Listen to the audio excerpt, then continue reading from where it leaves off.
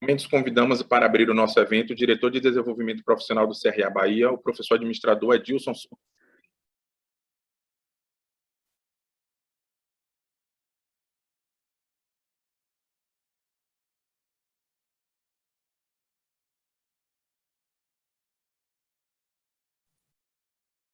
Bom, primeiro tem que ser a professora Graça, né? Professora Graça, qual a palavra? Depois eu dou uma palavrinha rápida. Aí. Ok, gente. É um prazer estar aqui, viu? O nosso diretor de desenvolvimento profissional que é o diretor da área, né? Que está em toda a posição mesmo para fazer a abertura. Mas eu quero realmente parabenizar a professora Maria Clara por essa disponibilidade, né? De estar aqui conosco. Realmente, eu acho que é um conhecimento que vai ser muito útil para todo mundo, né? Uma área que é vibrante hoje, né? Com essas fusões e aquisições, as fusões mais que a gente tem percebido, as aquisições, às vezes, a gente, como leigo, nem percebe muito, mas as fusões a gente tem sentido, né? Então, eu acho que vai ser muito rico o debate. Quero agradecer já a sua disponibilidade de ter vindo, ok? Bom, professora. Bom, gente, boa tarde. É uma satisfação estar aqui com vocês. Uma boa tarde especial aí, além da professora Graça, ao João Marcelo, que é o coordenador do Núcleo de Estudos de Administração Financeira, ao diretor Raimundo Silva, aos demais presentes aqui nesse evento. Eu queria dizer rapidamente que a Diretoria de Desenvolvimento Profissional ela trabalha com 2 vetores. Um deles é o de cursos, palestras, lives, webinars, mesas redondas, rodas de conversa. Um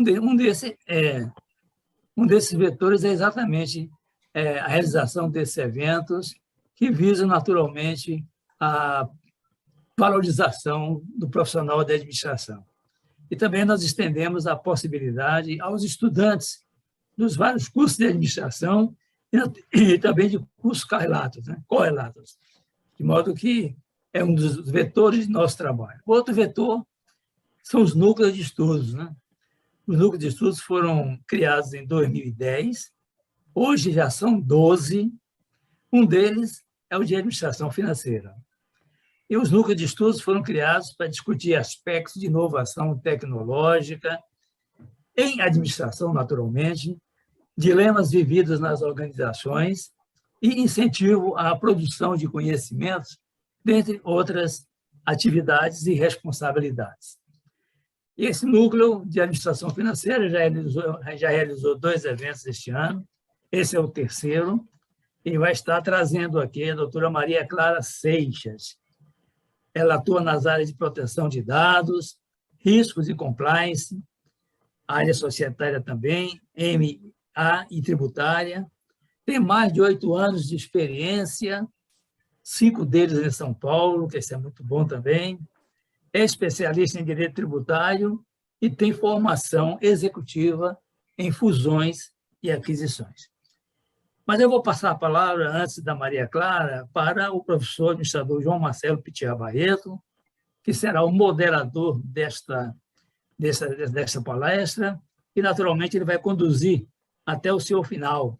Estaremos todos aqui acompanhando, porque é um tema que diz respeito muito à profissionalização dos nossos administradores. Eles precisam muito conhecer esse tema, isso ajuda na sua formação profissional, isso ajuda na obtenção de espaços de trabalho, de modo que, com a palavra, o professor administrador João Marcelo Pittiá Barreto, egresso da Escola de Administração da Universidade Federal da Bahia, onde também eu atuei muitos anos, e onde também adquiri a minha condição de mestre em administração. João Marcelo, você vai conduzir esta palestra e ficaremos todos aqui torcendo pelo seu êxito e principalmente pelo êxito da doutora Maria Clara Seixas. Pessoal, boa tarde. Boa tarde, professor Edilson, professora Graça, professora Maria Clara Seixas, e cumprimento os demais aqui presentes. É uma felicidade muito grande, né, através do vírus, ele proporcionou a gente fazer eventos, né, com pouco recurso, eventos que dão uma quantidade de pessoas e que é o principal intuito de nós professores, é passar nosso conhecimento para o maior número de pessoas. Eu, né, tive uma experiência prática na Price, onde eu tive uma vivência muito grande com fusões e aquisições lá, mas voltado mais para contábil. E a Maria Clara, né, ela com certeza vai agregar muito nessa parte, mais regulamentar, mais do direito, e eu vou tentar somar aqui, logicamente, com algumas perguntas, algumas incitações da minha experiência, do que eu já vivenciei, e a ideia é que também todos que estão aqui presentes possam ir através do chat, participando, e a gente vai tendo um momento de diálogo. Muito mais aqui um bate-papo, onde a gente vai, né, tentando passar um conhecimento, onde a Maria Clara hoje ela é a nossa popstar, né, a nossa celebridade da tarde, né, e agradecemos muito isso, né, a essas pessoas que aceitam o nosso convite de estar aqui. E aí eu queria agradecer ao professor Edilson também pelo apoio. Sem ele, né, nenhum desses eventos seria possível. Então, professor Edilson, que nós temos várias coisas em comum, inclusive, eu sucedi a matéria dele na UFLA. Então, um grande carinho aí ao professor Edilson, né? A professora Graça, a qual não conheço muito bem ela, mas parece ser uma excelente presidente, né? Então, agradecer também à professora Graça de Tia Barreto aí, por também apoiar, né, essa iniciativa dos grupos de pesquisa. Então, eu passo agora a palavra para a Maria Clara, e mais uma vez eu comento, né, pessoal, vá comentando no chat, a ideia é que a gente vá construindo um conhecimento. A fusão e aquisição, né, ela é um instrumento cada vez mais utilizado, e às vezes é a solução de empresa, né? A gente conhece grandes cases, mas também tem cases de médio a pequeno porte também, e é importante que a gente tenha esse conhecimento, que a gente pode estar utilizando isso, né, ou entender, né, o custo disso, né, enfim, vamos estar falando um pouco com isso. Então, com a palavra, Maria Clara Seixas, seja bem-vinda, e hoje a tarde é sua. Olá, boa tarde, muito obrigada. É um prazer estar aqui. Obrigada, João, Edilson, Graça. Agradeço a todos pelo convite. Vai ser um prazer estar essa tarde aqui com vocês. Espero trazer um pouquinho do conhecimento do dia a dia com viés mais jurídico, mas também espero que não seja muito juridiquês, né? A ideia é que eu tente trazer o viés, digamos, do advogado do business mesmo. Então, espero que eu possa compartilhar um pouquinho da minha experiência, e que vocês também possam compartilhar a experiência de vocês, tirar suas dúvidas, como o João comentou, como o João vai estar aqui ajudando a todos, se por acaso eu não ver também algum comentário no chat, alguma coisa assim, pode trazer a pergunta que a gente vai conversando. Eu vou colocar aqui para vocês uma apresentação, ela é muito mais para seguir como um condutor mesmo, para a gente ter uma orientação no bate-papo, mas fiquem à vontade a qualquer momento para interromper, colocar alguma consideração. A ideia é que esse momento seja fluido, não tem problema nenhum interromper em qualquer momento, tá? Vamos lá, vou falar um pouquinho de mim, rapidamente, né? Já me apresentaram, falaram um pouco do meu currículo, mas eu acho que vale falar um pouquinho também do que está além desse currículozinho formal que a gente coloca, né? Eu tenho as formações, digamos, toda a questão formal, né, na área também de fusões e aquisições, na área de compliance, mas o maior conhecimento mesmo da área veio no dia a dia, veio na prática. Logo no início da minha carreira, eu fui morar em São Paulo como trainee, e apesar de ser advogada, a empresa que eu entrei lá, uma multinacional, ela não tinha essa divisão por áreas, então eu entrei como trainee da empresa, o que foi muito bacana, porque eu acabei podendo trabalhar com diversas áreas, entre elas a área de fusão e aquisição, e com o viés do business mesmo, do negócio, para fazer acontecer todas essas operações.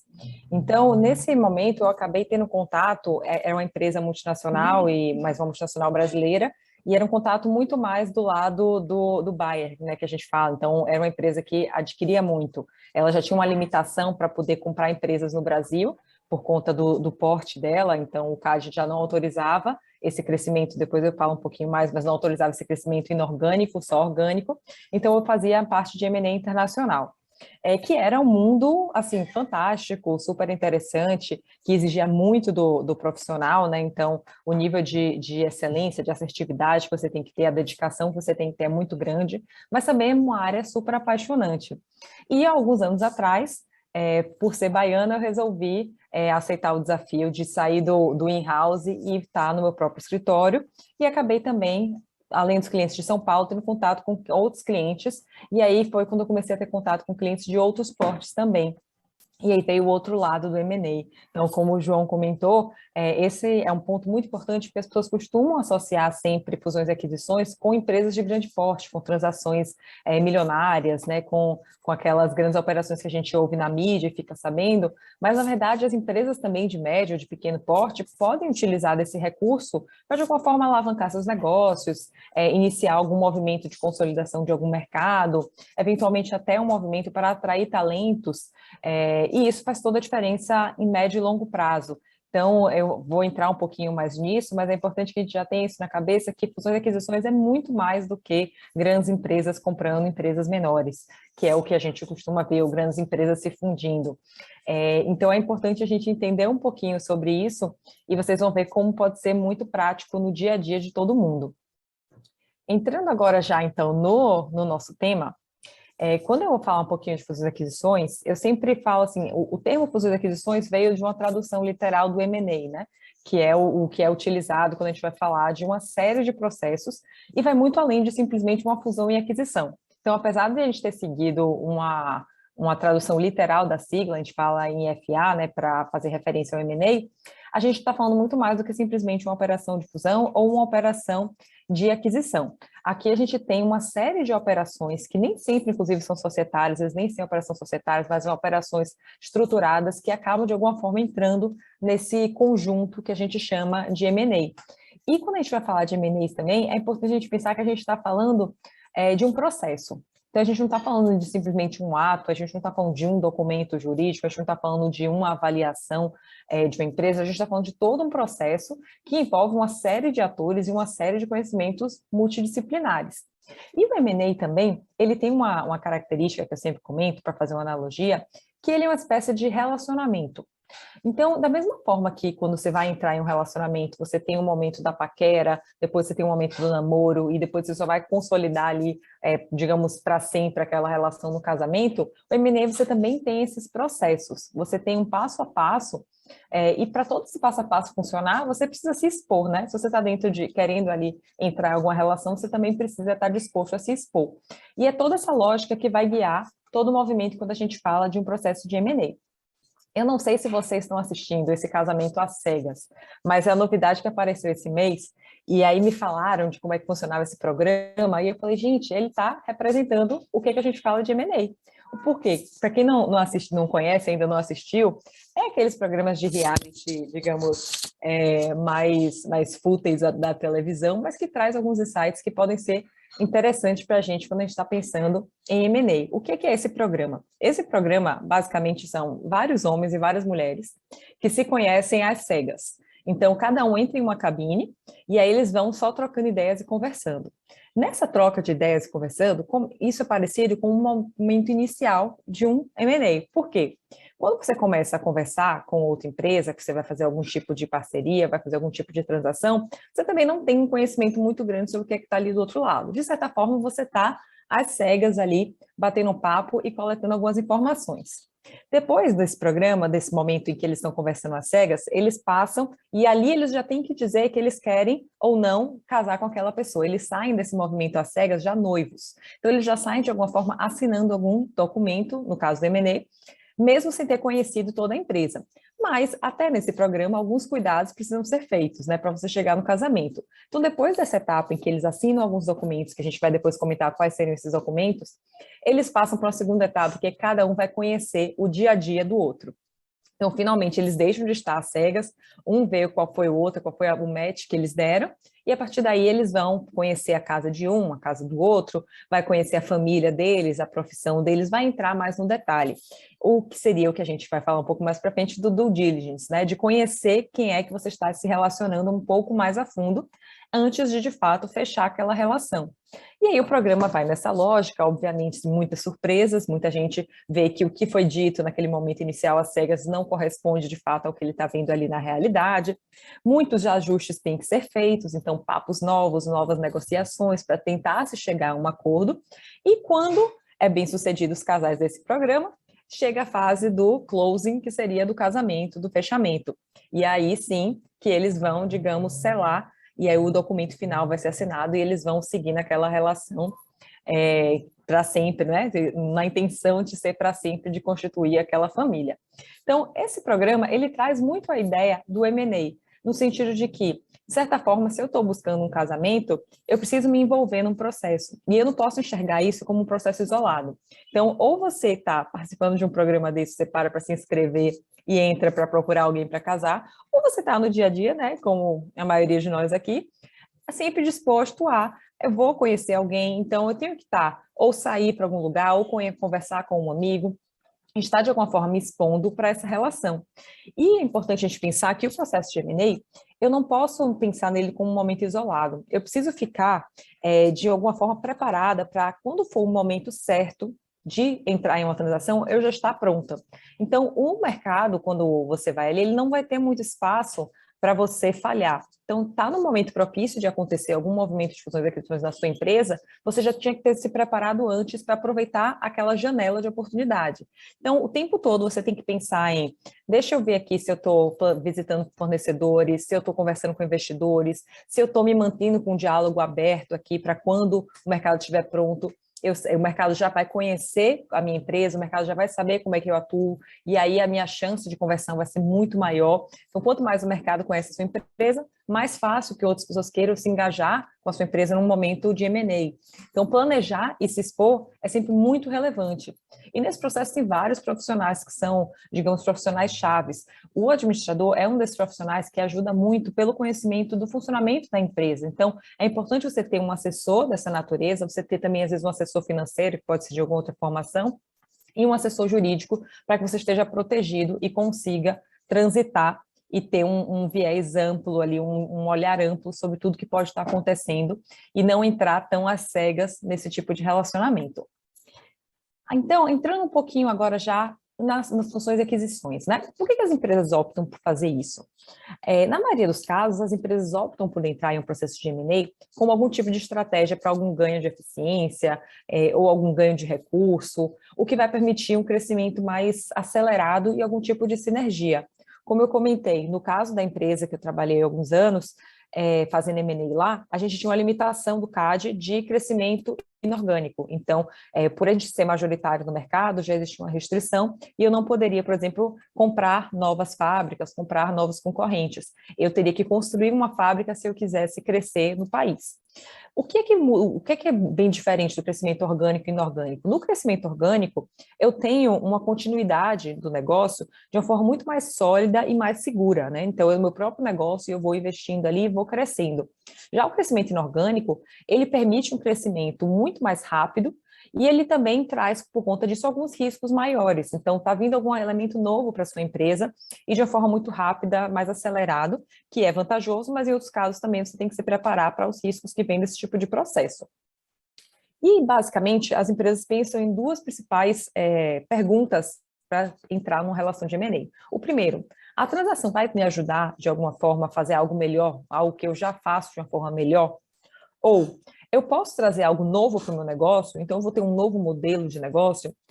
E o que seria esse novo modelo de negócio, né? O novo modelo de negócio, a gente pensa em uma cadeia de valor. Então, quem é o cliente que está ali do outro lado? Como é que eu faço para ativar o cliente? Então, qual é o canal para chegar nesse cliente? Como eu presto serviços a determinado cliente? Ou, eventualmente, quais são os meus parceiros? Quem é o parceiro que aquela outra pessoa pode me oferecer? Quais são os recursos críticos que a gente está vendo aí no mercado? Entre outras. Então, quando eu estou falando de M&A, eu preciso entender o que é que eu quero agregar para a minha cadeia de valor. E a partir daí eu vou começar a poder olhar para fora e entender de fato com quem que eu quero me relacionar, que tipo de processo eu vou me envolver e o que é que vale a pena ou não ser feito nesses processos. Quando a gente fala também do M&A na pandemia, logo no início, as pessoas pensaram que as operações de M&A iam travar. Então, lá no escritório mesmo, a gente falou, eu acho que com esses 15 dias de pandemia, eu falei, eu acho que vamos reforçar aqui outras áreas, eu acho que a gente vai acabar se dedicando para outras áreas dos nossos clientes e um pouco menos para a área de M&A. Mas isso só durou 15 dias, que foi aquele tempo, digamos, das pessoas perceberem de fato o que estava acontecendo e perceberem que as coisas não iam reabrir em uma semana depois, né? E aí, com esse movimento, o escritório, o 4S Advogados, que eu sou sócia, é um escritório que tem muita empresa, muito cliente que são empresas de base tecnológica. E foi aí que a gente começou a ver que, na verdade, o movimento do M&A só mudou um pouco a área de atuação, só mudou qual era o foco que estava acontecendo. Por quê? O mercado acabou sendo impulsionado pela necessidade de aceleração do crescimento de uma forma inorgânica, como eu comentei, em razão das dificuldades que vieram das operações durante a pandemia, durante os lockdowns. As empresas começaram a sentir algumas fragilidades e faltas de alguns elementos, e que para conseguir aquele elemento de forma rápida, às vezes o M&A era a forma mais eficiente de conseguir isso. Então, a gente veio uma aceleração muito grande pelas demandas no meio digital, forçando as empresas todas para o passado, o que a gente falava muito, né, do famoso processo de transformação digital. E aí, diante desses fatores todos, grandes companhias passaram a buscar empresas que pudessem oferecer algum tipo de solução tecnológica aos seus negócios, né? E de modo a se diferenciar do seu concorrente e, consequentemente, tentar de alguma forma se destacar no mercado. Uma empresa que fez muito esse movimento foi a Magazine Luiza. A Magazine Luiza já estava presente no meio digital, ela já tinha o e-commerce dela, mas ela começou a ver que ela precisava melhorar um pouco isso. E como é que ela conseguiria melhorar de forma rápida, ainda mais tendo a disponibilidade de recursos que ela tinha? Era adquirindo outros players, adquirindo startups, adquirindo empresas de tecnologia, e uma dessas foi a compra da Smart Hint. A Smart Hint, basicamente, veio agregar uma assertividade ao aplicativo de compras da Magazine Luiza. Então, aqui a gente tinha oferecimento de uma tecnologia que permitia você ter mais uma busca inteligente na apresentação de um produto. Então, se alguém escrevesse algo com algum errozinho de grafia, ele conseguia identificar por meio de fonéticas o que era que a pessoa estava buscando. Então, acabava abrindo a possibilidade da Magazine Luiza também atender a expectativa, eventualmente, de consumidores que não tinham uma grafia correta. Possibilitou também vitrines de algumas recomendações, então aparecia aquelas recomendações que a gente vê, né, reforçando o acordo de cada usuário, reforçando o desejo de compra, né, e auxiliando também na taxa de conversão. Então, esse movimento da Magazine Luiza foi um movimento que a gente viu em diversas outras empresas também, e como eu vou falar até um pouquinho mais para frente, nem sempre os movimentos de M&A foram nesse sentido, da grande empresa adquirindo empresas menores para poder passar e enfrentar a pandemia. A gente teve também empresas menores fazendo alguns tipos de parcerias, de joint ventures, entre outros modelos, para também conseguir atingir os resultados, e muitas vezes, inclusive, compras sem valor, sem dispêndio de dinheiro, porque algumas tiveram dificuldade de caixa. E aí, mais para frente, eu explico um pouquinho sobre isso. Nesse cenário ainda de pandemia, basicamente, a gente teve alguns nortes na maioria das transações de M&A. Então, algumas ações precisaram ser avaliadas. E aí, nisso, se pensou muito em como é que eu vou equilibrar algum tipo de desinvestimento, mas de uma forma bem pensada e criativa. Então, eu vou diminuir um pouco minha empresa aqui nesse item específico, porque com a pandemia não está mais fazendo sentido. Como é que eu vou equilibrar isso? Ou como é que eu vou desenvolver um plano para tentar gerar algum valor novo? Ou agir de forma funcional, alguma transformação? Então, deixa eu olhar logo de forma proativa e já vou me antecipar ao tipo de dificuldade que eu estou vendo que se essa situação permanecer dessa forma eu vou ter. Eu também posso usar o M&A para isso. Então, avaliar parceiros, joint ventures, novas tecnologias, como eu comentei, pensar também em investir em cadeias de suprimentos que sejam cadeias mais resilientes, repensar o tipo de integração vertical e reavaliar também, isso daí foi muito comum, necessidades de força de trabalho. Então, como é que eu vou pensar na dinâmica de trabalho dentro da empresa, como é que eu vou pensar, inclusive, na necessidade imobiliária gerada pelo aumento desse trabalho remoto. Esses foram alguns dos vetores que impulsionaram muito do mercado do M&A, desde o início do ano passado, a pandemia, e continua seguindo esse ano. Então, a gente tem essa tendência. Em 2020, a gente viu aqui, como vocês podem ver, que a área de tecnologia foi a área que mais bombou em termos de aquisições acontecendo no mercado.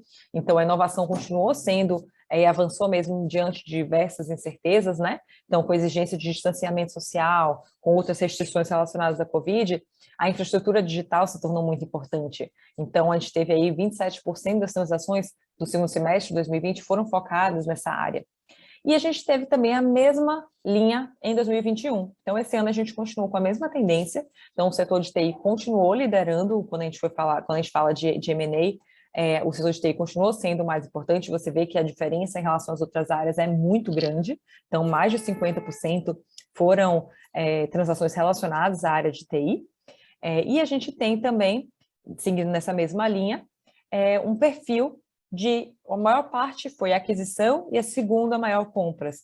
Basicamente, quando eles fazem essa diferenciação aqui, eles se referem à aquisição quando a gente fala de um controle majoritário. Então, a compra na empresa de um controle majoritário entra classificado como aquisição. Então, a maioria desses movimentos foram relacionados a isso. Fusão, super pouco, incorporação, menos, e joint venture, bem pequenininho. Realmente foi pouco movimento de joint venture no mercado. As pessoas realmente aproveitaram para mudar de forma mais estrutural os seus negócios, de forma societária mesmo. Aí, entrando agora já um pouquinho no viés mais jurídico, digamos assim, entendi meio que o mercado que está acontecendo, agora o que acontece na área jurídica? Eu sempre comento que o M&A, as pessoas focam muito no preço, né? Então, vendeu tal empresa por tanto, sei lá quem comprou por tanto, qual é o valuation da sua empresa, como é que você está imaginando, quanto você acha que vale aqui as suas cotas, as suas ações. Mas, basicamente, o M&A, em essência, ele é 50% preço e 50% condições. O mercado financeiro, muita gente comenta, né? Eu dito o preço e você as condições. Não existe isso na prática de um M&A inteligente. Por quê? As condições, às vezes, elas podem até influenciar mais do que o valor, quando você está fechando uma operação. Claro, uma valuation bem feita é crítico, né? É importante, mas é uma ilusão você pensar que o preço simplesmente é a questão mais importante daquela compra. Você pode ter um preço maravilhoso, mas se as condições forem muito ruins, isso pode acabar depois trazendo uma repercussão muito, muito, muito pesada para o negócio e, no final das contas, o financeiro também vai pesar, porque a conta não vai fechar de todo o movimento, toda a estrutura, tudo que foi feito, se você só olhar para o preço e não olhar para todas as outras condições. Então, esse é um alerta que eu sempre faço. Não pense que M&A é só compra, que se o valor foi alto da transação, foi um M&A muito bom para quem vendeu. Não necessariamente, a gente tem que também olhar para esse outro lado. Dentro do lado do preço, a gente tem várias formas de fazer esse valuation, né? E é relevante, claro, pensar em quanto eu quero vender ou por quanto eu quero pagar para comprar algo. E existem várias formas. Aqui eu trouxe só um racional, que é o racional mais comum quando a gente vai falar de valuation, que é a parte do fluxo de caixa descontado. Então, a gente tem um movimento de pensar, como é que eu vou calcular o valor dessa empresa, assim, chutando de forma mais comum? O racional costuma ser, eu vou pensar na projeção das demonstrações financeiras dessa empresa, considerando o potencial de crescimento dela no futuro. Então, aqui eu posso pensar em geração de valor, então, quanto é que eu produzo no caixa da empresa, quanto é que eu tenho de lucro por ano, pensar nessa geração de riqueza dentro da empresa. Depois, eu vou pensar também na parte do crescimento esperado. Então, como é que eu espero que esse fluxo de caixa vá crescendo? Então, eu estou comprando uma empresa, estou acreditando naquele potencial, então, via de regra, eu estou querendo que eu tenha sempre um aumento, porque vai agregar, vai ter algum tipo de sinergia, etc. Então, que esse caixa vai aumentando. Além disso, tem que pensar na questão temporal. Então, eu tenho um período de crescimento, né? Quanto mais tempo esse crescimento vai se sustentar? Eu vou comprar aqui esse negócio porque ele está, do ano passado para cá, ele tem um aumento de 50%. Um aumento de 50% não costuma ser um aumento sustentável a longo prazo. O que ele tem de diferencial dentro desse negócio dele que faz eu acreditar que, de fato, vai haver um crescimento? E, por fim, também pensar nas incertezas. Então, qual o risco envolvido no processo dessa geração de caixa? O que a empresa tem de positivo que vai justificar uma perspectiva positiva para ela? O que é mais relevante? E aí eu vou pensar também na famosa taxa de desconto. Com isso, eu acho que vocês já conseguem perceber que o trabalho do valuation é um trabalho muito subjetivo e envolve um quesito super chave, que é a argumentação. Então, lembra que eu comentei logo no início de você ter a casa preparada, você estar sempre no diálogo aberto com todo mundo? Isso já ajuda na argumentação, porque as pessoas já conhecendo você já consegue mostrar como é que a sua empresa está se desenvolvendo e você já consegue convencer ela a confiar no que você trouxer para a mesa de uma forma mais rápida e mais sólida. Então, pensar também que aqui eu posso ter um valuation, às vezes projeções diferentes, né? Vou fazer um cenário mais negativo, vou fazer um cenário mais positivo, fazer um mais realista. Eu tenho diversas formas de racional de como é que eu vou chegar nesse valor, mas o mais importante é que eu saiba como vender, como argumentar. aquela justificativa do valor que eu estou colocando. E aí eu trouxe um gráfico aqui só para a gente pensar um pouquinho aqui nessa bridge, pensando que eu tenho também alguns elementos que as pessoas costumam falar de post-money e pré-money. O post-money valuation seria um valor estimado da empresa antes de receber o investimento. Então, a minha empresa aqui, eu tenho hoje um valor aqui que eu calculei, que era um valor antes da transação de X.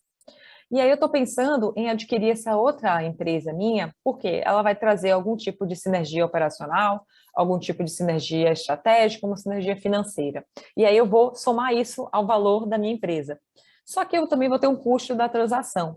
E aí eu diminuo esse custo da transação de tudo que eu estou somando para chegar um valor dessa transação com as sinergias totais e conseguir calcular qual é o valor que eu pretendo criar com essa relação, com essa operação. Então, o post-money valuation que as pessoas falam é o dinheiro do pré-money valuation mais o investimento. E aí eu consigo ter, de me relacionar, né, ao momento em que se estima o valor da companhia e ter o seu valor mais intrínseco. Dentro desse processo também, algumas pessoas já comentam e perguntam sobre a questão do earn-out, que também é comum quando a gente vai falar de valuation, como é que eu posso chegar num valor da empresa, o que é essa cláusula de earn-out. Earn-out, basicamente, ele é um mecanismo criado quando a gente tem alguma dificuldade de chegar no valor específico. Então, eu tenho ali um comprador, e o comprador ele tem uma expectativa e o vendedor está com outra expectativa. O vendedor acha que daqui a um tempo vai acontecer tais e tais eventos e o valor vai ser muito maior. Então, ele quer cobrar muito mais pelo que ele está vendendo. E aí, essa cláusula, ela surge como uma forma de solucionar essa dificuldade enfrentada quanto ao montante da aquisição, né? E, ao mesmo tempo, ela vai assegurar ao vendedor a participação dele, que se for de fato valorizado, ele vai receber isso. Então, se determinada meta for atingida, se determinada condição se concretizar, ele vai receber um valor ali para sair. Então, ele vai ter, digamos, um prêmio, né?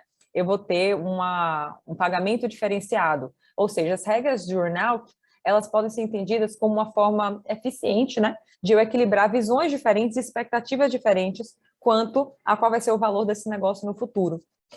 E também, por isso, é uma cláusula muito utilizada. E é uma cláusula que ajuda quando eu tenho uma incerteza sobre quanto de fato vale aquilo que eu estou vendendo.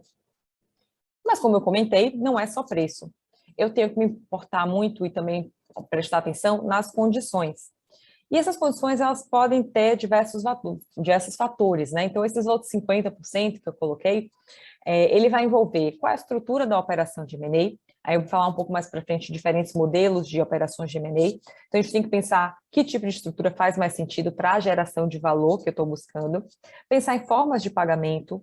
Então, eu vou ter um pagamento nesse momento, eu vou parcelar, qual vai ser a moeda, todos esses fatores. Eu vou construir uma empresa fora para receber os valores, como é que eu vou fazer esse planejamento. Inclusive, você pode ter uma venda de alguma participação, uma venda de uma empresa, sem ter troca de dinheiro. Isso tem sido cada vez mais comum com a pandemia, isso se tornou uma realidade para diversas empresas. Então, eu posso comprar uma empresa sem tirar dinheiro de caixa e oferecer ali uma participação na minha empresa, ou oferecer uma participação numa empresa que vai ser criada, ou outra. Entre outros modelos que a gente pode desenhar, não existe um parâmetro único, uma regra única para isso. E eu tenho que pensar também nas contingências. Essas são, digamos, regrinhas básicas dos outros 50% das condições que eu preciso sempre pensar, porque podem influenciar muito, mais até, como eu comentei, do que o próprio valor que está sendo ali oferecido na transação. Agora, entrando um pouquinho nesses modelos, né? Eu trouxe alguns exemplos, digamos, mais famosos, né? Um tipo de transação que, como vocês viram naquela pesquisa, não é tão comum. Então, apesar das pessoas falarem muito em fusão, não é comum. É comum muitas pessoas falarem o termo fusão, mas, na verdade, ela não está se referindo a, de fato, uma operação de fusão. Então, porque duas empresas ali existiam, e aí tem um outro nome que surgiu, teve uma fusão entre as empresas. Não necessariamente. É um termo usado de forma muito atécnica. Então, a gente tem que também ter cuidado com isso, com reportagens, com matérias que a gente ouve, que nem sempre o que as pessoas estão chamando de fusão é fusão. Basicamente, o que seria essa fusão? Essa fusão é um processo definido, inclusive, por lei, e ela é uma operação em que duas ou mais empresas vão se fundir, vão se unir para formar e virar uma outra empresa. Então, essa empresa, a BRF, né, no caso da Sadia, a Perdigão, era uma empresa que não existia. Então, ela passou a existir depois que essas duas empresas se fundiram, e essa empresa nova, ela vai suceder as outras duas em todos os direitos e todas as obrigações. E aí eu tenho, se for um modelo de SA, eu tenho a lei das SAs disciplinando, se for outro modelo societário, eu posso ter essa disciplina pelo Código Civil, mas a estrutura é a mesma. Então, se eu falo de fusão, eu estou pensando em duas ou mais empresas que se juntam e surge essa empresa nova. E, invariavelmente, essas outras duas empresas desaparecem. Essa é a regra de eu estou falando de uma operação de fusão. Então, ela é um processo de reorganização empresarial. De uma maneira geral, a fusão ela busca uma colaboração estratégica entre as empresas, então, de modo que uma empresa complemente a outra, complemente a atividade da outra, e é diferente da aquisição, que eu vou falar um pouquinho mais para frente. O que é que tem, digamos, por que eu iria optar por essa fusão e como é que ela funciona? Ela tem diversas formas, digamos, tipos de fusão, né? Então, eu tenho a fusão, esse gênero, e eu tenho alguns subgrupos de fusão. Eu tenho uma fusão que é dita horizontal. O que é essa fusão horizontal? É a junção de duas empresas que atuam no mesmo segmento e oferecem algum tipo de solução semelhante. Então, essa fusão de Sadia Perdigão, em certa medida, ela é uma fusão horizontal, porque são empresas que eram concorrentes, né? E aí, com isso, eu crio uma companhia que tem uma participação no mercado muito maior, com uma área de atuação, expansão grande. Já na fusão vertical, eu estou pensando aqui em duas empresas que se complementam e que possuem soluções diferentes, mas que chegam para o mesmo produto final. Então, aqui, elas podem ser ou não concorrentes, diferente da fusão horizontal, que é mais comum com concorrentes, e elas operam em etapas diferentes da mesma cadeia. Então, o principal objetivo da função vertical é criar uma organização com mais controle sobre as atividades. Então, vamos supor que eu percebi aqui que eu tenho dificuldade de ter algum tipo de matéria-prima. Por que eu não coloco já essa matéria-prima dentro da minha cadeia? Um exemplo, eu estou falando de uma empresa, uma cimenteira. Pô, por que eu já não pego e tenho dentro da minha empresa cimenteira toda a parte de extração mineral? Então, por que eu já não tenho a parte de extração do calcário, de toda a matéria-prima, e aí eu compro esse meu concorrente que só faz a parte de extração, e aí eu vou ter na minha cadeia tanto o momento de extração, como já vai direto para a minha fábrica para eu fazer todo o processamento e gerar o cimento. Então, eu penso também muito, quando eu estou falando em matérias-primas e cadeias, eu faço esse tipo de fusão para eu ter em uma só empresa diversos processos. Eu tenho também o conglomerado. Esse tipo de fusão entre empresas com atividades sem nenhuma relação. Então, eu tenho aqui disponibilização de soluções que são totalmente diferentes. O objetivo dessa operação geralmente é diversificar o risco e aproveitar algum tipo de oportunidade de investimento. Também foi um movimento que a gente viu acontecendo em alguns casos na pandemia, porque as pessoas começaram a remodelar ali aquele negócio dela e viu que, pô, eu estou muito concentrada nisso aqui, veio uma crise e eu fiquei parada e não consegui enxergar outras oportunidades porque eu não possuía uma diversificação nos meus produtos. E aí, a estratégia de conglomerado vem para ajudar nisso. E eu tenho também, só para comentar, a fusão de extensão de mercado, né? Que vai ser a junção de companhias para você produzir a mesma solução, mas em mercados distintos. E eu tenho extensão de produto, que seria uma fusão que ocorre porque você tem o mesmo produto, ou você tem produtos diferentes, mas desenvolver dentro do mesmo mercado. Então, eu vou reorganizar as atividades para serem desenvolvidas dentro de um mercado. E aí vai permitir empresas, né, que seus produtos aumentem a base de clientes. E por que as pessoas optam pelo esse movimento de fusão, né? E são poucas as empresas que optam por essa fusão. É muito comum as pessoas falarem, eu vou seguir porque vai aumentar a market share, eu vou aumentar a receita, vou diminuir o risco, então porque eu já tenho outra empresa atuando daquela forma, eu vou ter uma melhor condição de atuação e reduzir custos operacionais, digamos assim. Mas tem várias desvantagens também que fazem que as pessoas pensem muito bem antes de entrar numa fusão. Porque como qualquer outra operação, ela vai trazer uma mudança super significativa dentro da empresa. E aí eu vou ter diversos desafios. Quais são os desafios mais comuns que a gente costuma ver os clientes comentando, né? Ele fala, por exemplo, dificuldade de unir os processos. Então, eu tenho empresas com processos diferentes, agora vai ser uma só. Como é que eu vou fazer essa harmonização? Às vezes são empresas com culturas muito diferentes. Então, a transformação cultural também é um desafio para eles. A missão, visão, valores, tudo isso é diferente. Como é que agora a gente vai criar uma nova? E vai ser 50-50 essa nova estrutura? Ou será que algum tipo de empresa vai ponderar para outra? Ou eu vou conseguir pegar o que uma tem de melhor, o que a outra tem de melhor e juntar nessa nova? São diversos desafios do processo de fusão que fazem com que muitas vezes a fusão não seja tão comum que a gente vê na prática. Além disso, a gente tem a aquisição. A aquisição, como eu comentei, a gente acaba falando muito quando a gente está falando de uma empresa adquirindo uma participação majoritária na outra. Então, a aquisição, as pessoas diferenciam, estou falando de aquisição ou estou falando de compra. A aquisição é que, de fato, que a outra empresa vai assumir o controle. Nesse caso, a empresa adquirida eventualmente pode desaparecer, mas não é necessariamente isso que acontece. Eu posso adquirir uma participação majoritária, simplesmente mudei ali o controle da empresa, mas a empresa continua funcionando da mesma forma que funcionava antes, com o mesmo nome, sem ter nenhum tipo de mudança estrutural, nem nada assim. Então, a principal diferença diz respeito, digamos, à própria operação, né? De uma maneira geral, a fusão, eu estou buscando uma colaboração estratégica entre as empresas, então, de modo que uma vai, digamos, assessorar e complementar a outra. E em aquisição, eu estou falando de uma empresa visando adquirir o controle da outra. Então, o processo, a operação da empresa que foi comprada, vão ser utilizados para aprimorar o negócio ou para expandir o negócio da empresa que adquiriu, né, da compradora. E aí, aqui, a aquisição, ela vai tratar a compra de uma empresa por outra. Não necessariamente a empresa pode permanecer, mas não é uma, digamos, vai depender de, eu tenho uma marca forte no mercado, então eu vou continuar usando aquela marca, ou não tenho, eu vou incorporar tudo, porque eu só quero a inteligência daquele negócio. São vários motivadores que podem fazer com que a empresa deixe de existir ou não.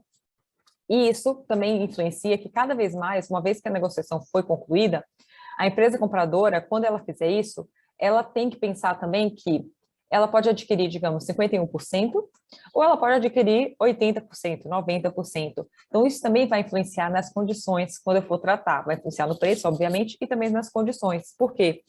Eu vou ter que pensar em como é que eu vou fazer a disciplina da relação entre os sócios ou os acionistas que já existiam e os novos, como é que vai ser digamos, essa organização proporcional da estrutura do que foi adquirido.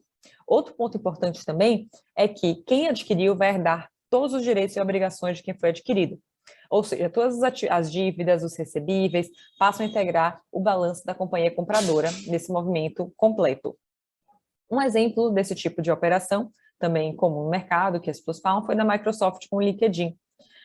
Então, quando ocorreu esse movimento, o LinkedIn continua existindo, com as mesmas marcas, os serviços continuam sendo prestados da mesma forma, mas a Microsoft hoje em dia é quem é dona do LinkedIn.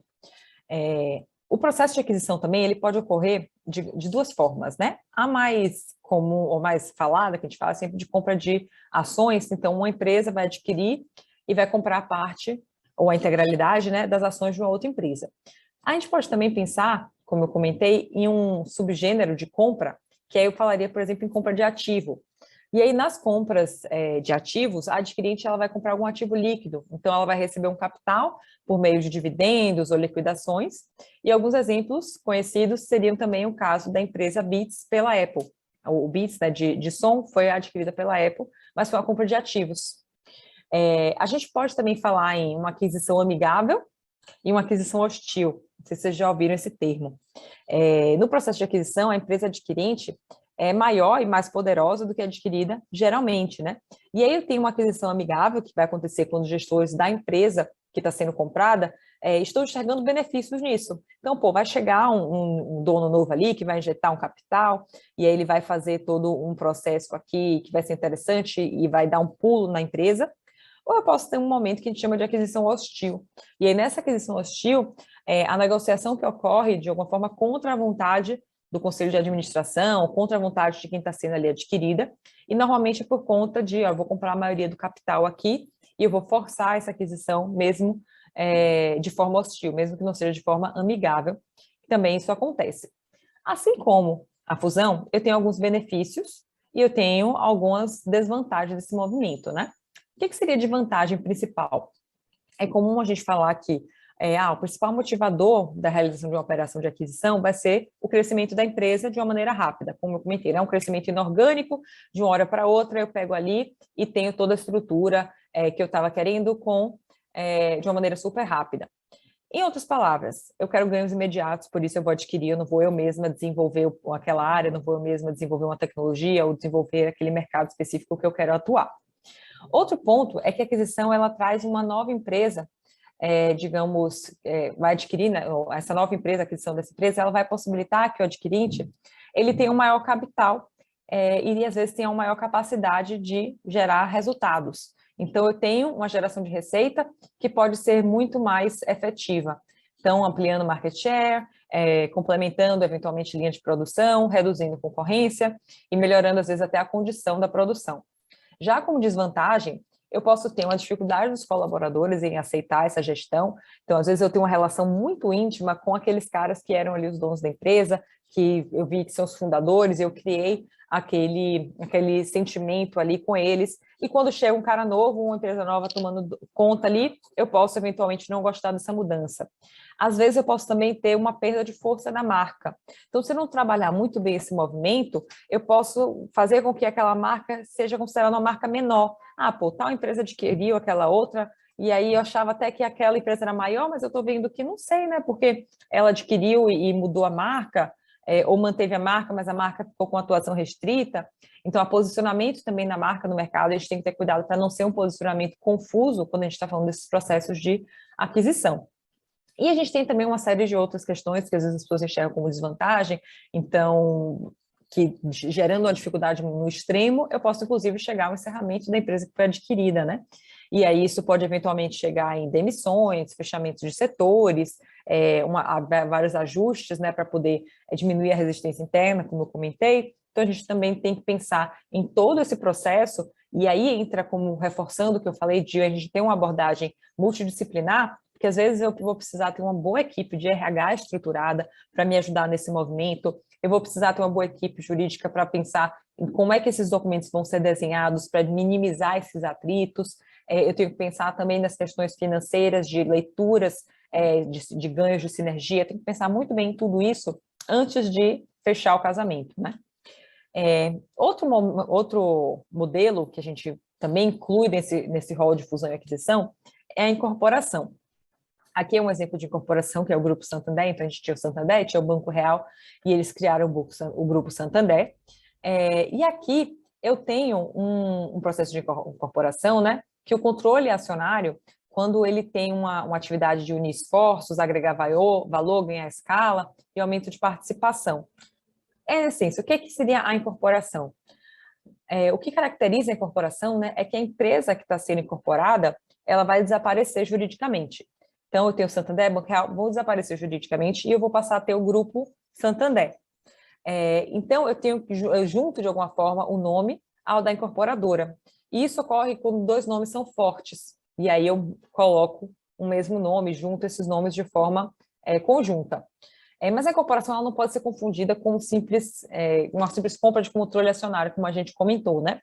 Porque no caso aqui, eu tenho um determinado investidor, que pode ser uma empresa ou como pessoa física, o que for, que vai simplesmente comprar o controle acionário da outra, né? Então, eu vou lá e compro 51% daquela empresa.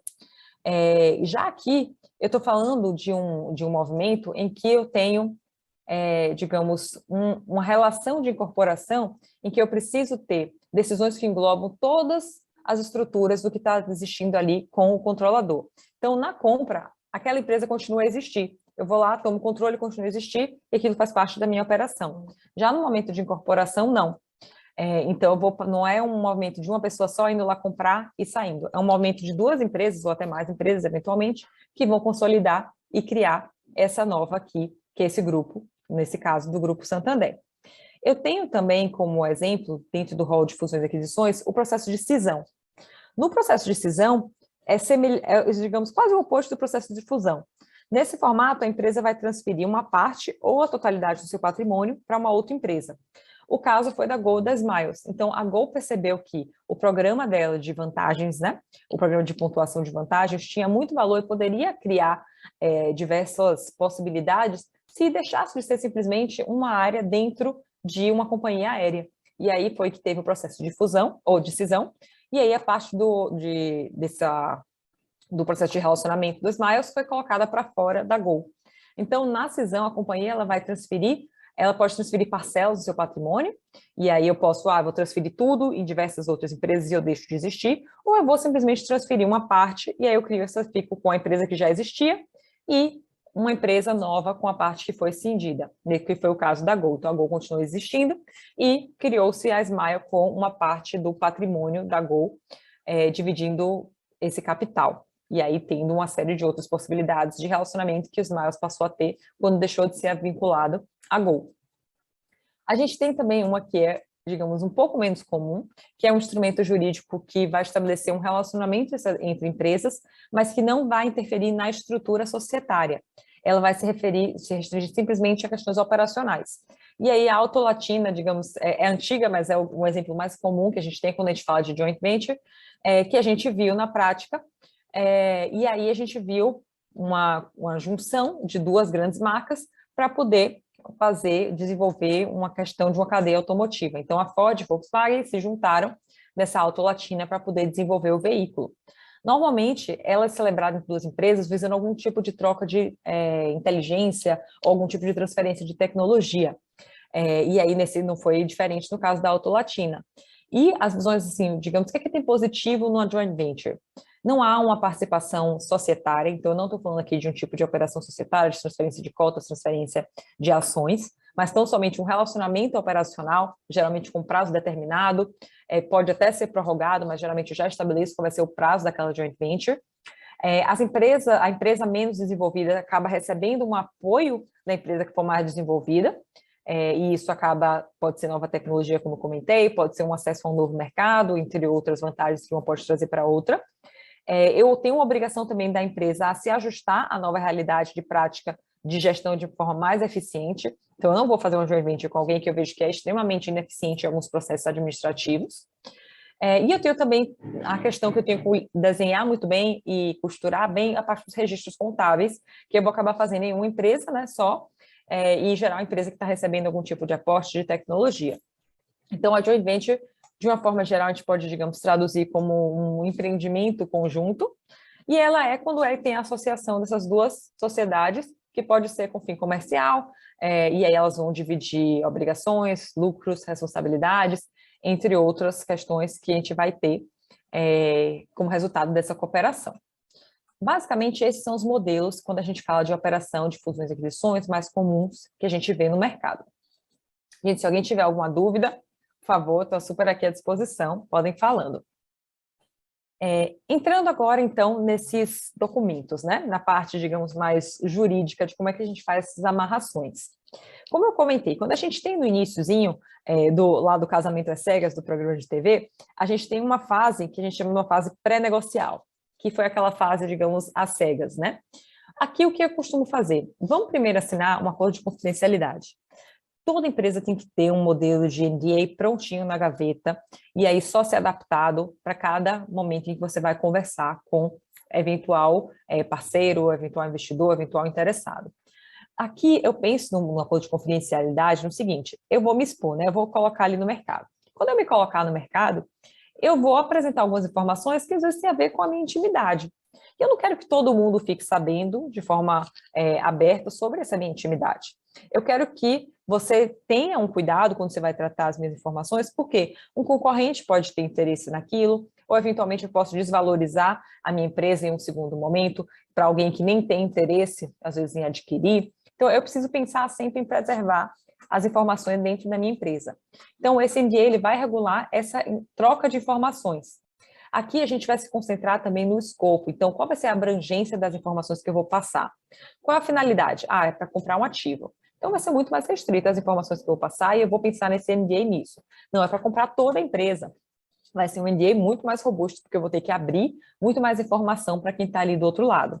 Então, eu tenho que pensar bastante em cláusulas de penalidade. Então, se eu percebo que o cara vazou alguma informação, cláusula de penalidade. Eu tenho que pensar também em eventual tipo de conflito. Então, se eu perceber que a pessoa utilizou essa informação e aí depois ela mesma desenvolveu na empresa dela algum tipo de concorrência com base naquela inteligência que eu passei para ela, vamos amarrar tudo isso.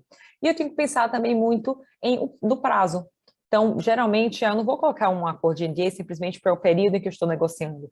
Eu vou colocar por no mínimo 2 anos. Porque pode ser que o cara pegue aquela informação ali, não faça nada, e daqui a 1 ano ele resolva se utilizar daquela informação que ele obteve nessa fase pré-negocial.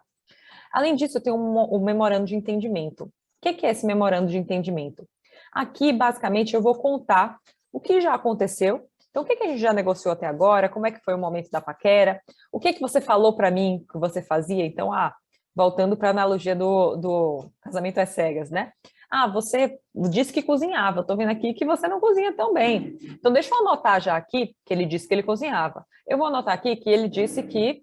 ela falou que ela era romântica. Deixa eu anotar aqui que ela era romântica. Eu vou anotar toda a historinha do que foi dito sobre a empresa, para depois, no segundo momento, eu poder até, você me falou isso daqui, eu não estou vendo se isso de fato está ou não acontecendo. Eu quero verificar isso. Eu quero verificar isso antes de assinar o contrato definitivo.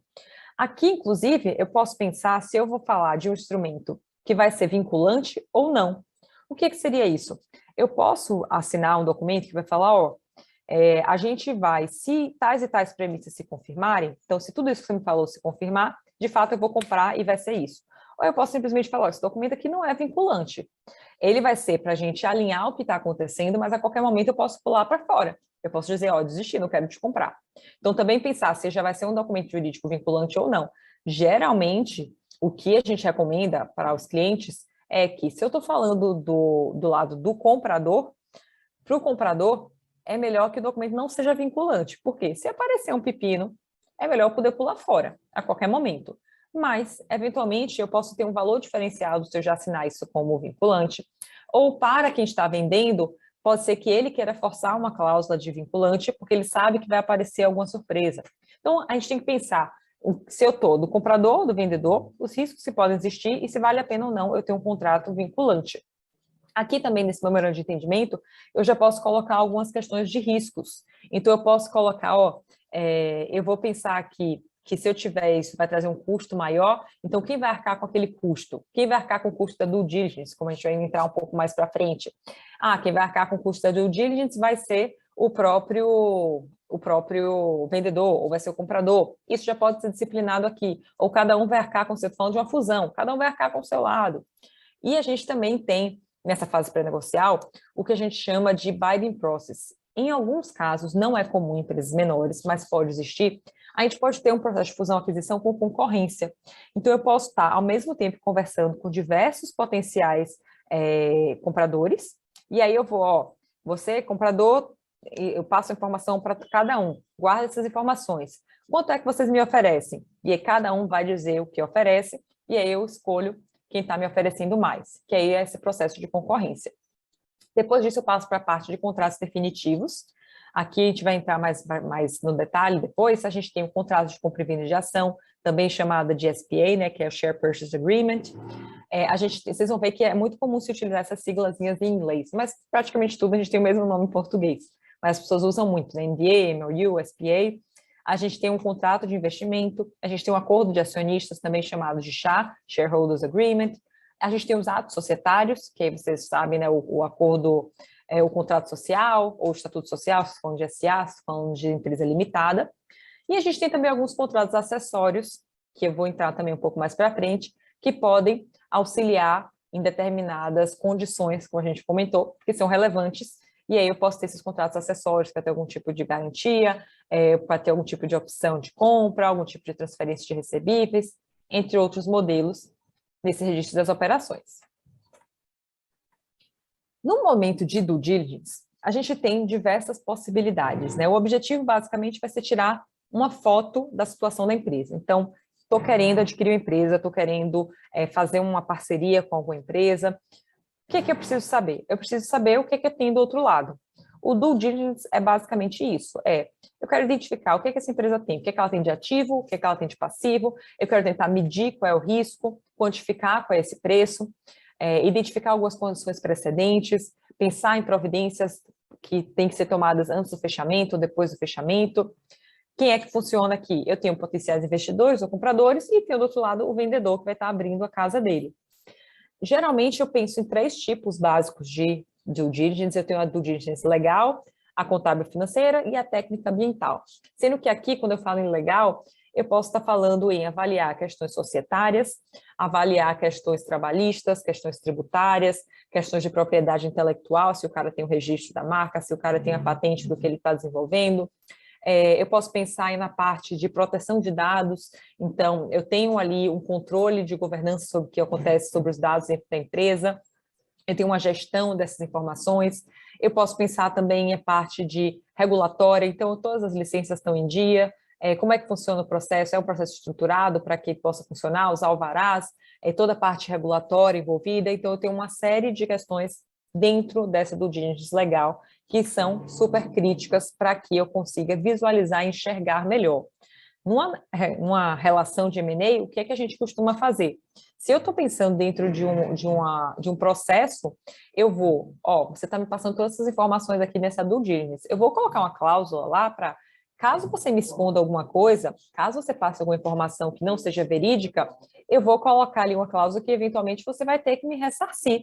Então, algum tipo de indenização ou algum tipo de garantia, que são esses impactos na negociação e os reflexos que podem ter no contrato. Ou eu vou estabelecer algumas condições precedentes, eu quero que você arrume essa casa aqui antes, quero que você ajeite isso daqui antes da gente fechar esse contrato nosso. E, eventualmente, eu posso falar, certo, se você não ajustar isso, eu vou continuar fechando o contrato com você, mas o preço muda, vai ter um desconto aqui, porque a gente pode, eventualmente, encontrar tais questões que eu não esperava encontrar. Então, o processo do due diligence de negociação é o mais crítico. As condições, como é que isso vai ocorrer, as penalidades, tudo isso tem que ser levado em consideração e está muito bem desenhado e muito bem esclarecido em todos os documentos. Doutora Maria Clara, Sim. se você me permite aí, Claro. A minha experiência, né, com auditoria, eu tive uma experiência muito grande com due diligence.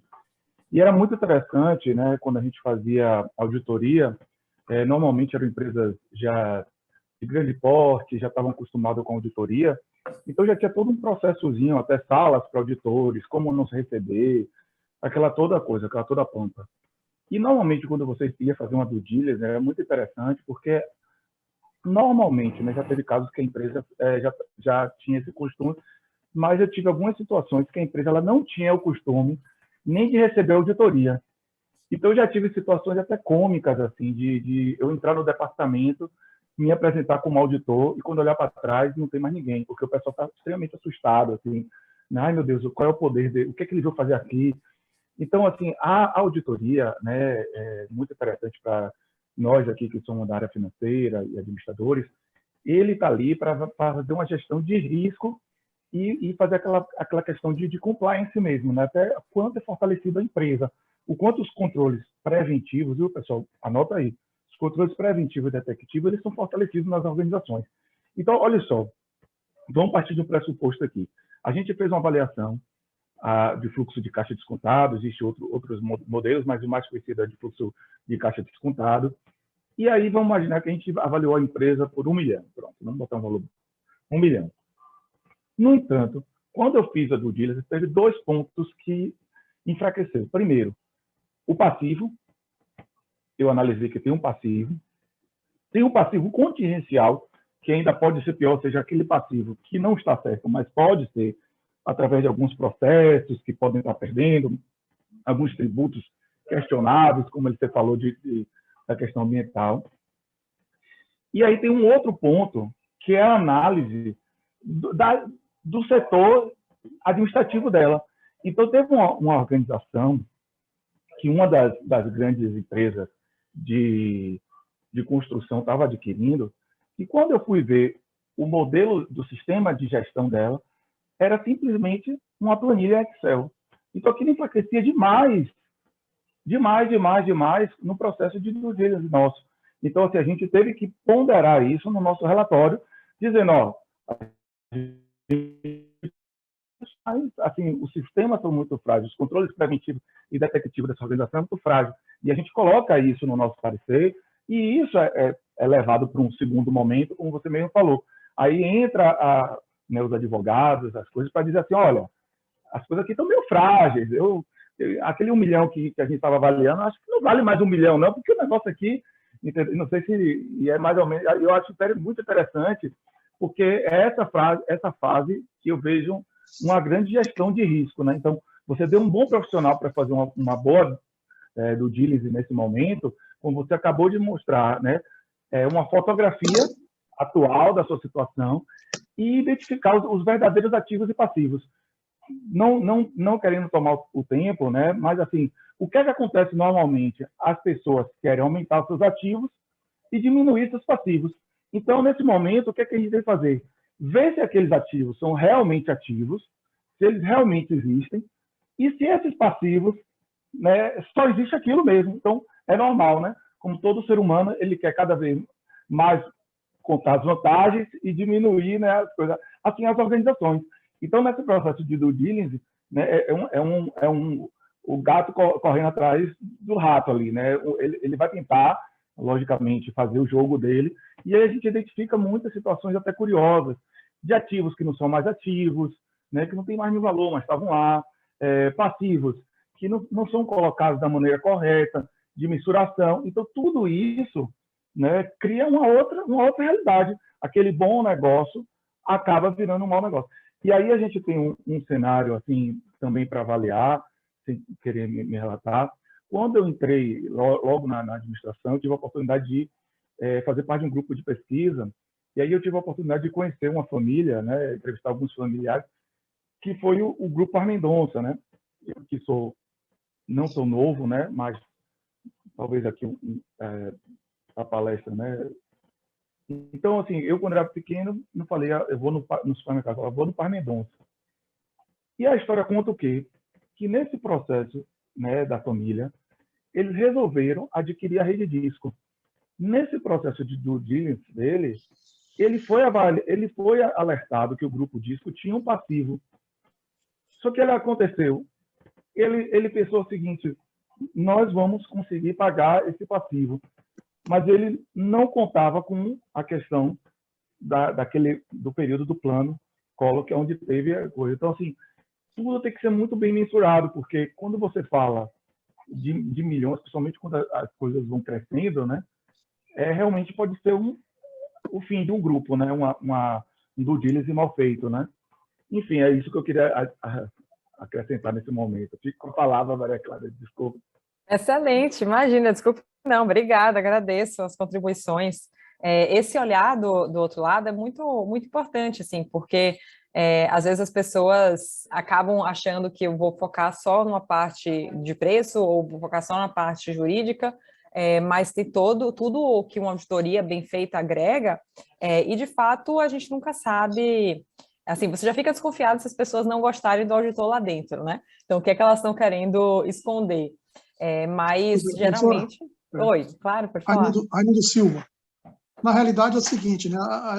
Esse processo de aquisições, fusões das grandes corporações, eu trabalho muito com empresas de capital aberto, né? Certo? Isso é bem transparente, né? Normalmente, a due diligência é feita normalmente por uma Big Four, entendeu? As grandes corporações, uma das grandes empresas de auditoria. É identificado tudo isso, como o João Marcelo colocou, certo? E também tem a figura do avaliador, que a empresa também é especializada em fazer avaliação. Respaldado, digamos assim, juridicamente, entendeu? Certo? Mas hoje não se faz nada sem esses dois pontos, né? A due diligence, né? E o lado de avaliação que compõe. E os contratos, né? A parte jurídica, dando todo o suporte necessário. A senhora mesmo citou agora a questão da Gol com a Smile, né? Pô? A coisa é tão dinâmica, né, que eu acessei agora. No dia 29, eles estão fazendo uma nova incorporação. A Smile está voltando para a Gol. Isso. Tem prova, a empresa tão rentável, né? A margem líquida dela é 40%, certo? Então, fecharam o capital, tem uma proposta de fechamento de capital e está reincorporando. Porque os números da Gol não, digamos assim, não cria expectativa no mercado, entendeu? Ele está reincorporando a empresa, certo? Mas outro fato interessante com relação, só para citar, para ficar uma coisa mais... Uhum. Aqui na Bahia mesmo, né, a situação da Redditor com a Aliança, né, o Grupo Aliança, certo? Ali foi uma aquisição, mas é uma aquisição da operação, certo? Então foi vendida, na realidade, a empresa, a operação da empresa, mas a parte imobiliária continua com a empresa de participações do Grupo Aliança, da qual eu sou conselheiro, certo? Então está gerando, digamos assim, um aluguel, né, por 25 anos, um contrato bem definido, né? Foi pago um valor. O capital aberto é público, como a senhora sabe, né? A empresa de capital aberto é só acessar o site ou a CVM. Uma operação de 1,150 bilhão, né? Mas continuou toda a parte imobiliária, está agora se ampliando a capacidade, certo? Mas passou por tudo isso aí, né? A due diligence, certo? A empresa de avaliação, certo? A concordância entre, digamos assim, as partes, né? Vendedores e compradores, né? E tem também um aspecto muito interessante, que a senhora é especialista, que é a questão tributária, entendeu? O impacto tributário.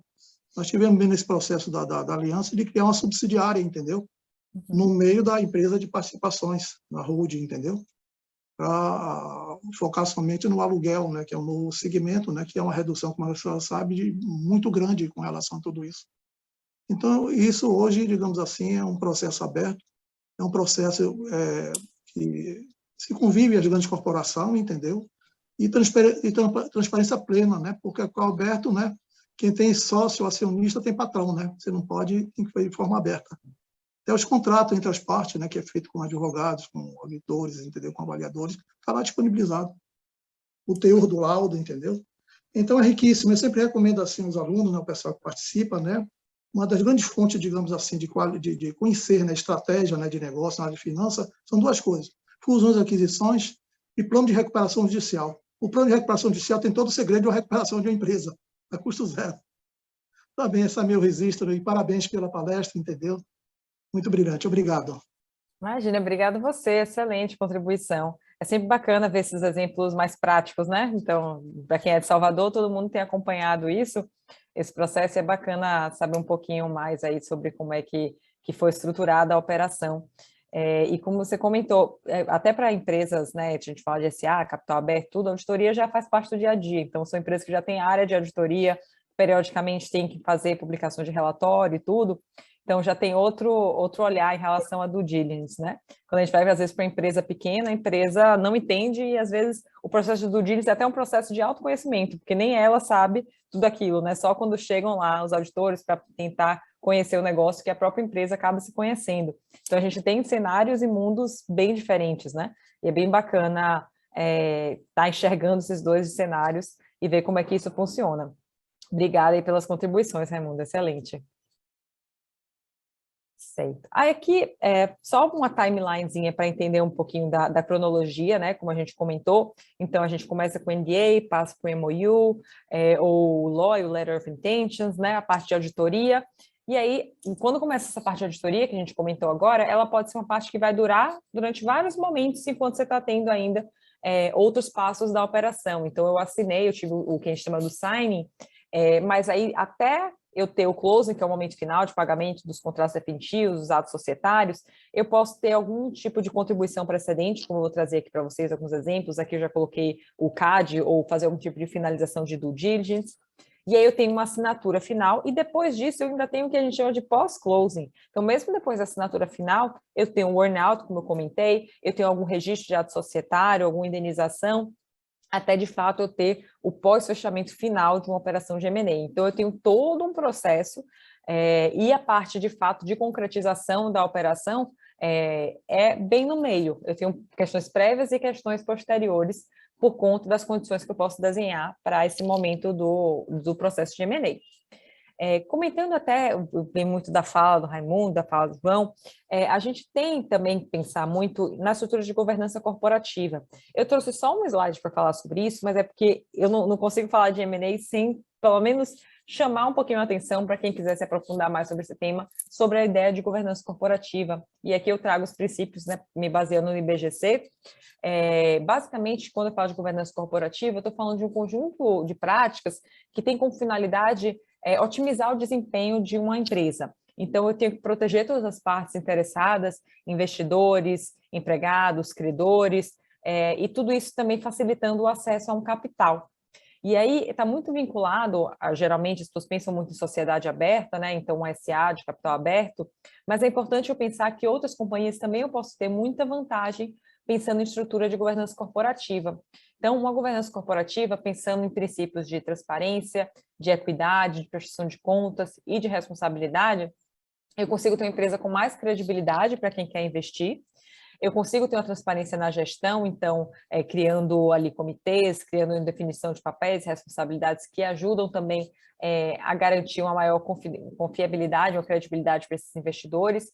Eu tenho um fluxo de informação mais estruturado, então, quando eu vou nesse relacionamento e eu vejo que o momento do mercado está propício para algum tipo de transação, o mercado vai ter facilidade de entender como é que é a eficiência da tomada de decisão no meu negócio, como é que é o tratamento com os acionistas, se eu tenho um tratamento igualitário, se eu tenho algum tipo de conflito de interesses. Eu consigo já trazer uma série de elementos muito positivos para uma empresa que já tem uma governança corporativa estruturada quando ela vai participar de algum processo de M&A.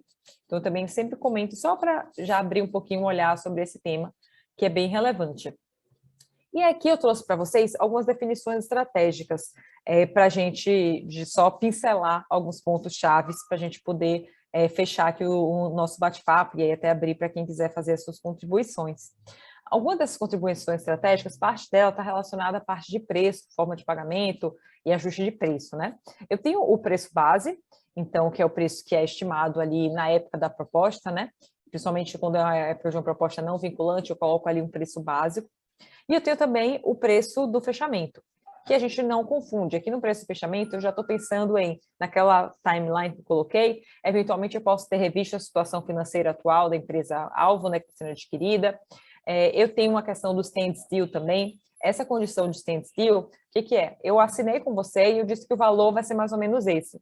Até eu fechar, tomar o controle da empresa, eu estar de fato assumindo o que eu estou adquirindo, eu vou colocar uma condição que você não vai poder mexer em uma série de questões da empresa críticas, para não ser, enquanto entre uma assinatura e outra, a empresa vai lá, corre, esvazia o caixa, ou muda, ou pega um funcionário-chave e passa para outra empresa, ou eventualmente faz algum tipo de movimentação de reestrutura, entre outras questões críticas para o negócio, eu tenho que pensar nessa condição de que, nada disso daqui pode mudar. Eu estou fazendo a due diligence, estou fazendo a avaliação para a gente fechar aqui finalmente esse acordo, e eu quero que a empresa, de uma forma geral, continue com a mesma fotografia que eu tirei.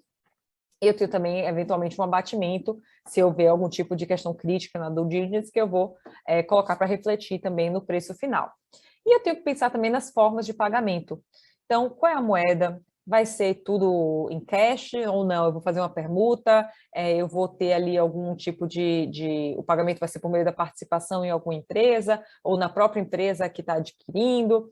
Eu tenho uma série de formas de pagamento diferentes, e quando eu vou entrar no pagamento vai ser em cash, até isso eu tenho que disciplinar nesses documentos como é que isso vai acontecer. Vai ser uma transferência eletrônica, como é que vai se dar esse pagamento, vai ser parcelado, quantas vezes, vai ser uma pessoa só que vai pagar diretamente, ou outra por meio de terceiros que vai ser feito esse pagamento, entre outros detalhes que podem existir que eu já tenho que desenhar aqui.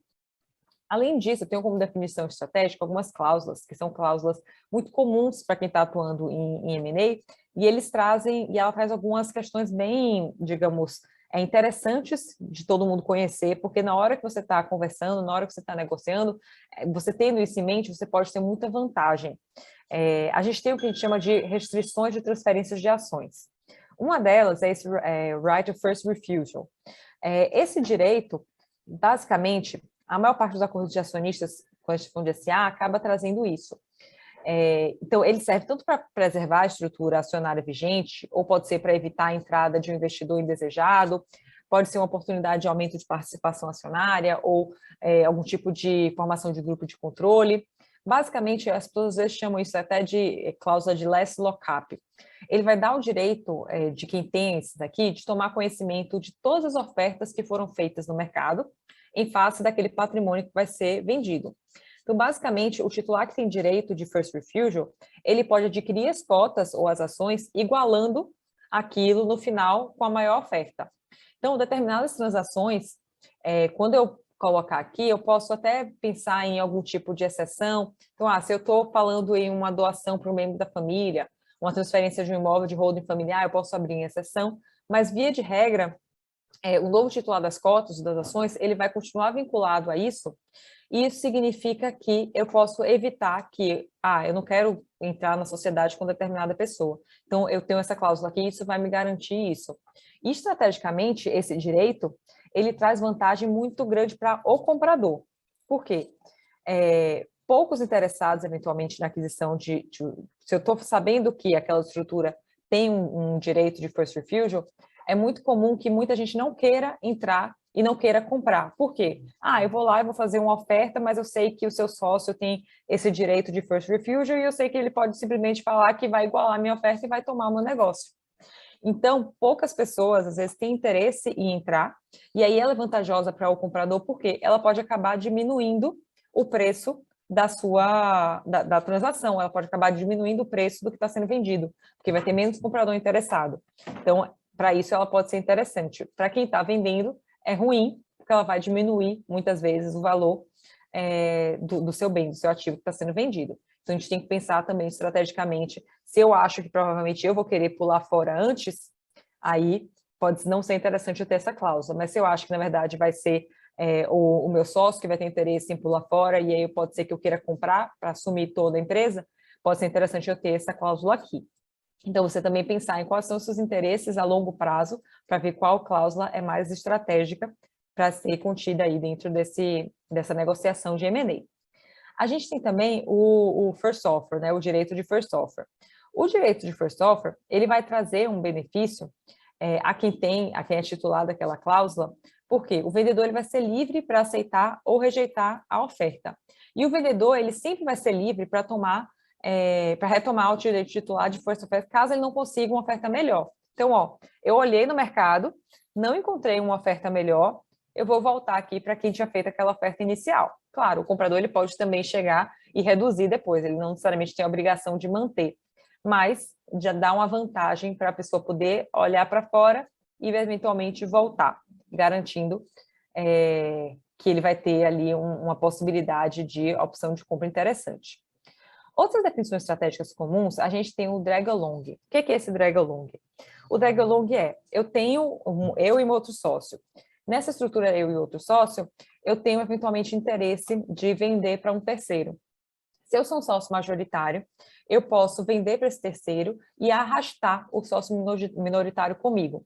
Quando é que isso é interessante? Pô, tem um grupo aqui de investidor que quer comprar, mas ele só quer comprar a empresa inteira. Ele não tem interesse em comprar só a minha participação de 60% e deixar os outros 40% com o meu sócio. Ele não quer fazer essa relação de sociedade com o meu sócio.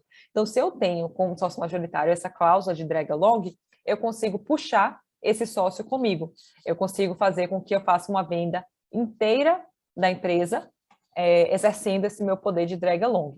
Então, ele é uma cláusula estratégica para quem é majoritário.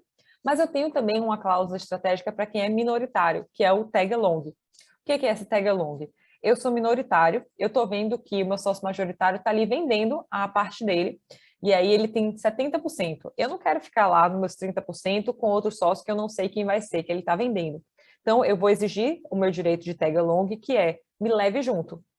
Você vai vender a sua participação? Beleza, você vai ter a obrigação de me levar junto com as mesmas condições do que você está vendendo. Obviamente, com proporções diferentes, mas nas mesmas condições. Então, ela é uma cláusula estratégica para o sócio minoritário, que também é muito comum e é muito vantajoso. Sempre que você está ali assessorando alguém que vai ser minoritário, você tente negociar para que ele tenha essa cláusula de tag along. A gente tem também como definição estratégica a cláusula de put option e de call option, que são o que a gente chama de opção de venda, que pode ser de cota ou de ação. Então, no caso aqui, é um direito que vai ser conferido, né, para uma das partes, que ela vai ficar obrigada a comprar a participação societária de outra. E aí ela vai ter que observar, eventualmente, algum prazo, alguma condição específica. Então, vamos supor que eu sou uma startup, e essa startup tem 2 sócios. Em algum momento, chega um terceiro e fala que quer aportar capital e pegar 15% aqui dessa minha empresa. E aí, no acordo de cotistas firmado, eu vou ter uma opção de put option. O que seria essa opção de put option? Quando chegar o momento de liquidar aquele investimento, o investidor que chegou lá, ele vai chegar e vai dizer, beleza, eu vou exercer o meu direito e os fundadores vai estar lá obrigado a comprar a participação que eu adquiri. Um exemplo simples de direto. Se eu tenho o put option e eu sou investidor, vai chegar um momento em que eu posso obrigar aquele comprador, aqueles sócios fundadores que estavam lá, a me readquirir. Então, eu tenho interesse em colocar dinheiro na sua empresa, mas eu não tenho interesse em ficar eternamente nela. Então, ele é um instrumento que vai garantir que, em determinadas situações, se o investidor tem um prazo específico para retirar aquele investimento, ele vai poder fazer com que os outros sócios recomprem as suas cotas, os seus ativos. Vamos supor que eu sou um fundo em que eu tenho limitado, eu falo que eu atuo durante 5 anos em cada empresa que eu estou investindo. Eu vou colocar uma cláusula dessa de put option para que daqui a 5 anos, quando eu estou a fim de sair daquela empresa, quem estava ali na empresa vai ter que readquirir as suas próprias cotas, ou as suas ações, ou dependendo do modelo societário. Então, ela garante a liquidez para quem vai depois vender para o investidor. Já o call option, ele é o contrário, você fica obrigado a vender. Então, eu sou uma startup, eu sou fundadora, eu e outros sócios somos os fundadores, mas a gente precisa de capital. Então, eu vou vender uma parte da minha empresa para um investidor. Só que eu vou vender com o call option. O que é esse call option? Pô, chegou uma hora que eu já tenho capital suficiente, que eu já cresci, que eu já não estou necessitando daquele investidor, eu vou forçar a saída dele. Eu vou falar, ó, aqui já está tudo certo, eu quero voltar a ser só eu e o meu outro sócio fundador. Toma aqui um valor que a gente acordou e você sai da empresa.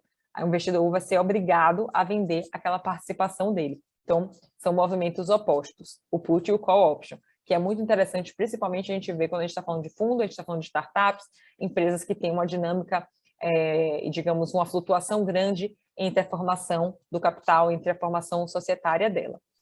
E aí eu utilizo essas cláusulas. Eu tenho também aqui, que eu trouxe com vocês, algumas condições precedentes. Já finalizando, a gente comentou que pode ser que eu tenha algum, naquela timeline, né, entre o signing e eventual closing, fechamento da operação, pode ser que algumas coisas precisem acontecer antes. Essas são as condições positivas. O que seria condição positiva? Essa é uma operação que, por conta do valor, por conta do setor, por conta de alguma circunstância, tem que ser aprovada pelo CAD. Então, eu vou colocar a submissão do CAD como uma condição positiva. Se o CAD não aprovar, vai ter que ser desfeito e eu não vou consolidar e fechar a operação. Ou eu vou fazer algum tipo de reestruturação societária. Então, eu fiz aqui um planejamento tributário, eu quero que você crie um offshore, eu quero que você crie alguma estrutura para receber o dinheiro, o que for. Você vai ter um período específico para isso. Eu tenho também, eventualmente, vai ter alguma autorização de licença, eu vou ter que fazer uma transferência de licenças, ou eu vou ter que obter algum tipo de autorização antes, ou eu posso colocar, eventualmente, manter as atividades dentro do curso normal, que tem a ver com o standstill que eu comentei. Então, tem determinadas condições que são positivas, que elas têm que ser feitas. Pode falar. Professora Maria, fala da submissão ao CAD, tem uma pergunta aqui de Pamela, que ela pergunta, uma pergunta de opinião, né? Assim, se a senhora acredita, né, que o CAD vai autorizar a fusão da Localiza e a Unida, visto que a Movida recorreu, né? E é interessante a gente falar, se puder estender a resposta, a pergunta, né, da colega, né, da Pamela, perguntando assim, em que situações o CAD bloqueia, né? Assim, em que situações específicas o CAD vai em cima e não permite essa fusão, né? Tá. Eu, pessoalmente, não tenho conhecimento específico dessa operação, não sei qual foi o conteúdo dela ter bloqueado ou não, ou se foi até, às vezes, uma decisão que pede que sejam feitos alguns tipos de investimento antes ou algum tipo de reestruturação. Infelizmente, eu não acompanhei essa operação para poder trazer para vocês a minha opinião, se eu acho que vai sair ou não. Mas o que é que, das operações que eu acompanho, o que é que a gente vê muito na prática? Geralmente o CAD tem uma postura de não bloquear totalmente que alguma operação aconteça. Então, ele tem muita preocupação, né, em preservar ali a dinâmica de concorrência no mercado. Para preservar essa dinâmica de concorrência no mercado, geralmente ele faz qual é o racional dele. Se você quer seguir com a operação, ok, mas talvez a gente precise fazer alguns ajustes aqui para que isso aconteça. Então, é muito comum você fazer uma reorganização de mercado. Então, o CAD enxerga o Brasil de forma setorial e de forma regional. Então, pode ser que em determinada região ele considere que aquela compra vai trazer algum tipo de desequilíbrio de poder econômico no mercado. Então, naquela região não vai ser possível, você vai ter que, vamos supor, vender uma parte do seu negócio ali para que eu só compre algo específico, ou fazer algum tipo de estrutura nesse sentido. Eu, pessoalmente, acompanhei um processo do CAD, na época que eu trabalhava nessa multinacional, é um caso conhecido também, que é o da Votorantim Cimentos, que foi a maior multa, a maior penalização que o CAD já deu, foi para a empresa que eu estava trabalhando. E o que aconteceu aqui? E aqui eu vejo, digamos, uma certa crítica ao CAD. O CAD assume algumas premissas quando ele vai analisar esses processos de submissão, quando ele vai analisar o que está acontecendo, e nessas premissas, às vezes, ele assume, por exemplo, que por conta do porte da empresa, houve algum tipo de concorrência desleal ali, por conta do market share que a empresa possui, tem algum tipo de concorrência desleal, foi feito algum tipo de prática que desequilibrou.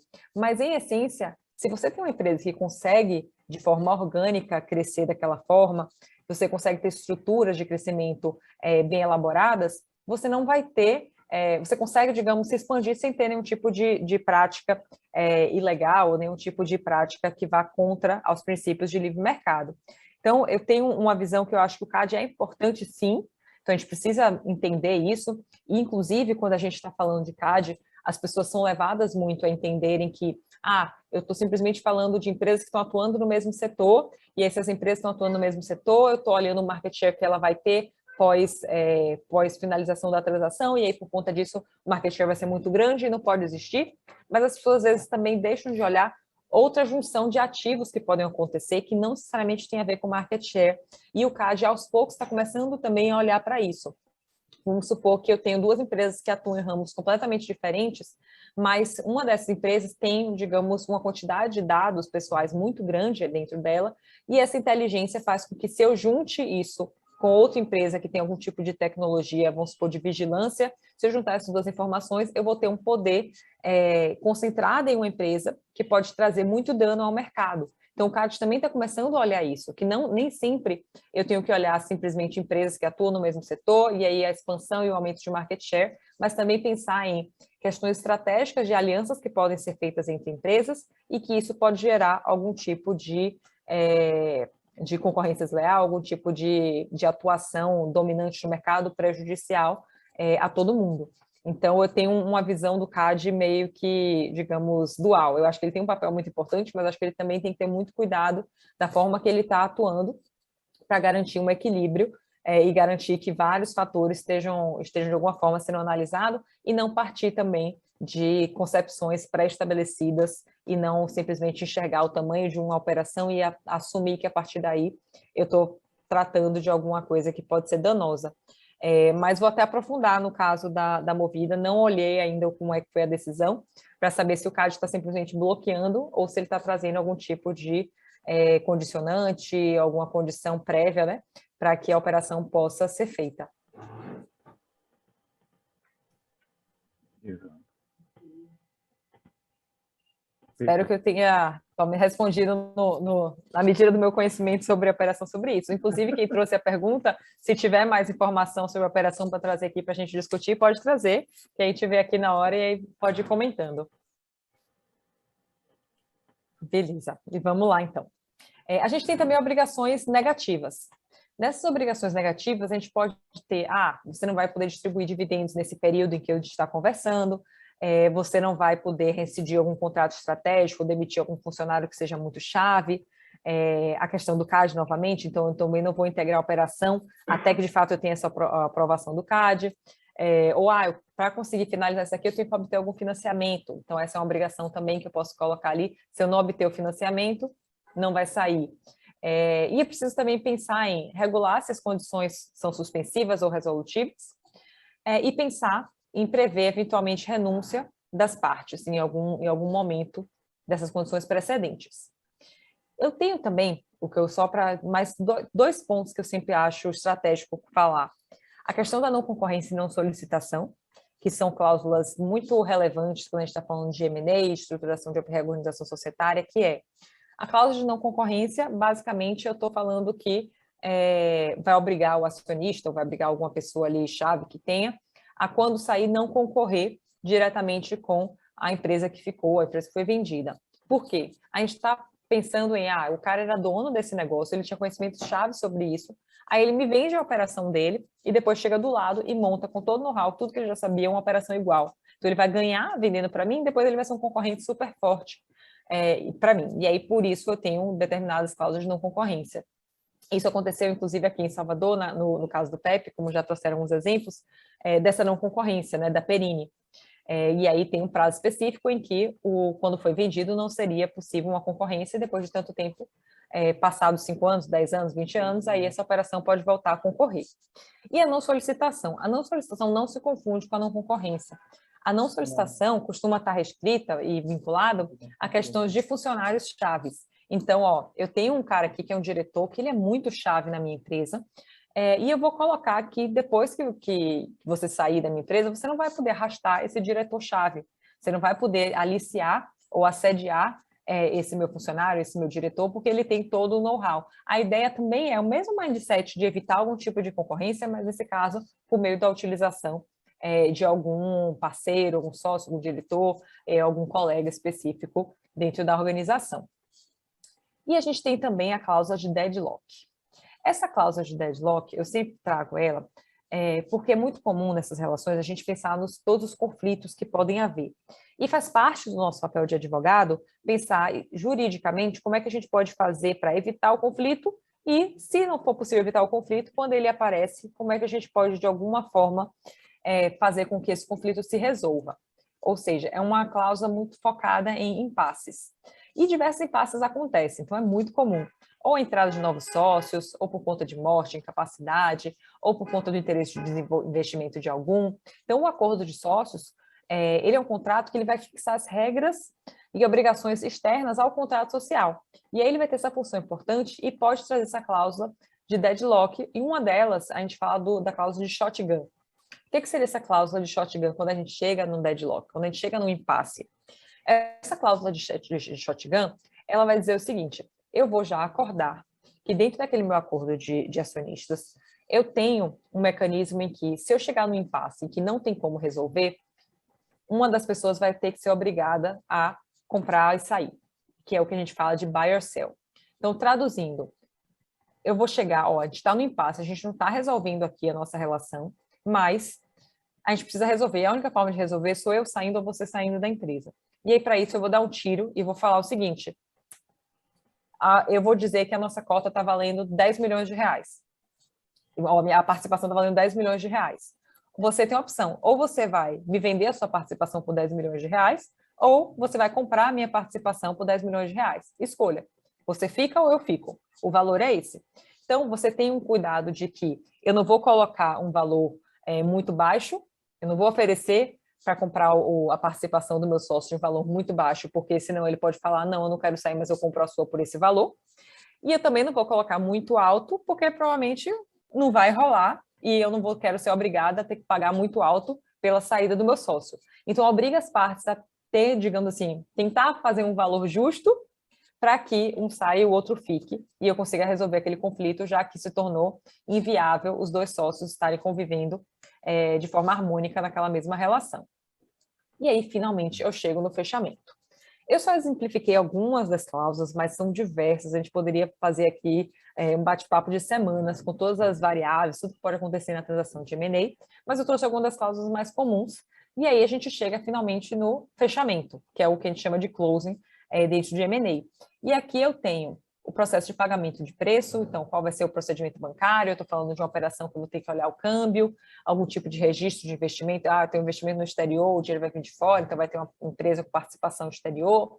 Eu vou pensar também quem vai ser o responsável pelos impostos nessa relação, registro de livros, pensar nos atos societários, registro de cartório, assinatura de contratos, e estabelecer o dia, o horário, como é que vai ser uma assinatura física ou vai ser digital, eu vou estabelecer algum tipo de registro de blockchain daquela operação para ter tudo, gerar uma garantia maior, porque não vai ser feito pessoalmente, entre outros contornos. Então, basicamente, a gente tem um momento pré-transação, transação e pós-transação, e com isso a gente acaba finalizando e chegando na estrutura final de uma operação de M&A. Torcendo para que esse casamento dê certo, torcendo para que a gente consiga capturar o máximo possível de sinergias nesse movimento e que a gente tenha todo um processo e que seja contínuo. Então, o tempo todo a empresa tem que estar preparada para novos movimentos. Então, é comum a empresa finalizar aquela operação, então, chegou um momento de pós-close, inclusive, mas já voltar a organizar a casa, já ter tudo bonitinho, porque pode ser que em outro momento chegue um novo movimento, ou até uma regressão de movimento, né? Como o exemplo que o Raimundo deu, a gente tem o caso da Gol e das Miles, que teve todo o movimento e agora está voltando, né, para refazer e juntar novamente aquelas operações, porque viram que ia ter algum ganho na incorporação. Então, é um mundo realmente muito mutável, é um mundo que traz diversas... você tem que estar atento o tempo todo para tudo, agir de maneira ágil, porque os ganhos podem ser diversos e é muito plural. Espero que vocês tenham gostado, que tenham trazido aqui um pouquinho do meu conhecimento para vocês e fico aberto para o bate-papo, para perguntas. Passo a palavra, devolvo a palavra aí para o João. Obrigada. Eu que agradeço, professora Maria Clara Seixas, que aula. Realmente foi uma pós-graduação aqui. Você realmente fez mais do que eu imaginava aqui. Tenho certeza que ultrapassou todas as expectativas aqui para melhor de todo mundo que estava assistindo. Mais uma vez, né, a gente vê o quanto todos os pontos levantados, como é uma temática extremamente complexa, né, e envolve uma multidisciplinaridade, né, que até uma das perguntas aqui que foi feita, né, o quanto, né, precisa desses profissionais, né, de várias áreas, né, de vários conhecimentos para ser feito, né, um processo desse tipo. Eu, nesse momento, abro, né, para algumas perguntas. A gente tem apenas alguns minutos aqui, caso alguém queira fazer alguma pergunta, através do chat, professor Edilson, não sei, o professor Raimundo, se alguém mais gostaria de participar.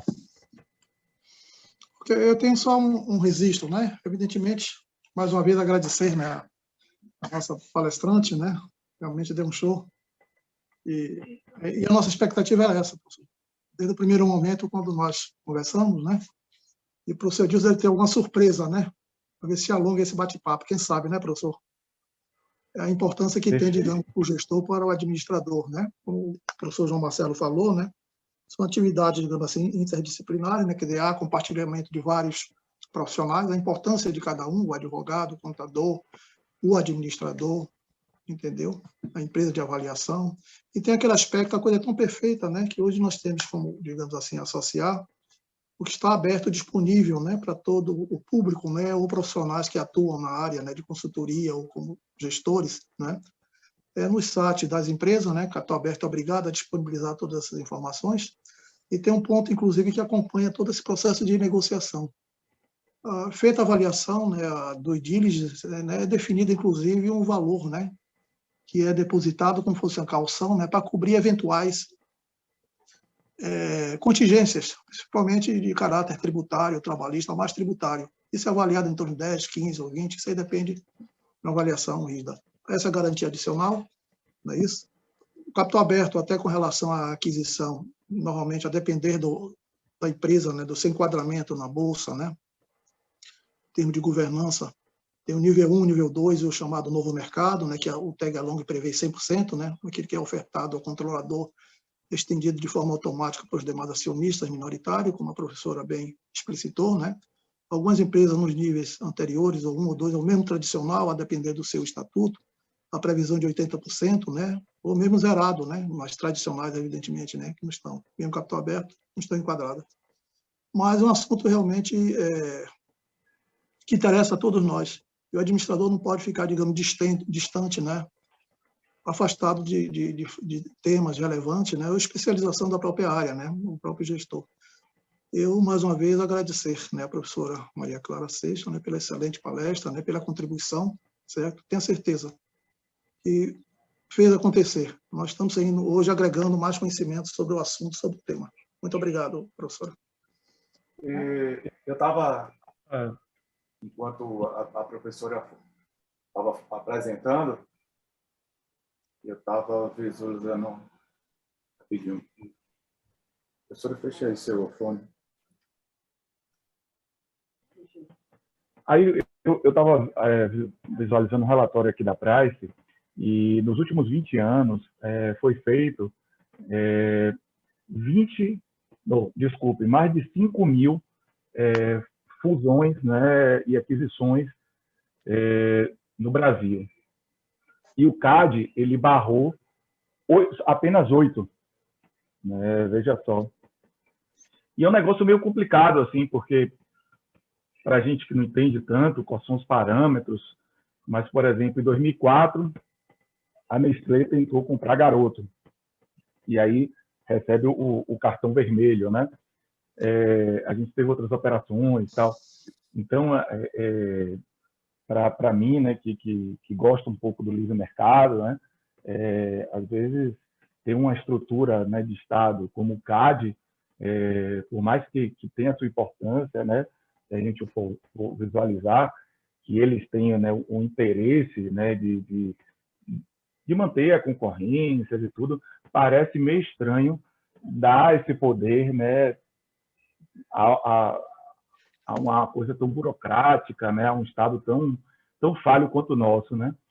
Mas, de qualquer forma, você vê que mais de 5.000 operações de fusões e aquisições foram feitas, segundo o relatório da Price, e aí apenas, né, 8 foram negados, né? Então, você vê que, pelo menos para quem está assustado com o CAD, visualiza que não são muitas operações que o CAD vai lá e barra, né? Ponto interessante que eu estava visualizando aqui. Isso. Na realidade, até coloquei no chat aí uma nota, né, do valor, né, econômico da própria Veja sobre esse caso da Movida, né, que ela está tentando, junto ao CAD, né, inviabilizar a fusão, né, da Localize e Unida, né. Tem, evidentemente, todo o histórico, né, faz parte do jogo, né, uma certa professora, ela como concorrente, né, se posicionar, mas a impressão que deve ser irreversível com relação a tudo isso. Outra observação que eu quero fazer, me perdoe, porque